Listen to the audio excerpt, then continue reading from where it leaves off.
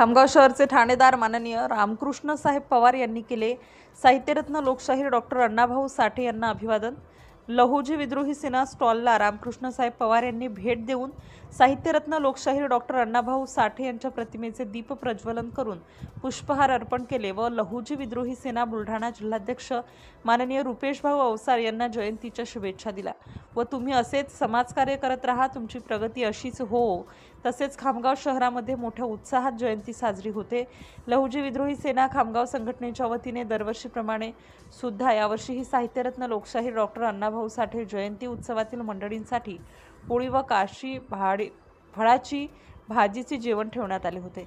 यावेळी पवनभाऊ माडवंदे, रामा गायकवाड, हरिभाऊ अवसार, नामदेव अवसार, प्रभाकर गायकवाड, रमेश अवसार, मनोज धमेरिया, निलेश धमेरिया, आकाश गायकवाड, सागर अवसलमोल, विठ्ठल आवळे, सचिन अवसार, अनिल शेलारकर, रितेश गायकवाड, कपिल अवसार, करण अवसार, ओम अवसार, वैभव बोरकर व मोठ्या संख्येने लहुजी विद्रोही सेनेचे कार्यकर्ते व खामगाव शहरातील मातंग बांधव उपस्थित होते।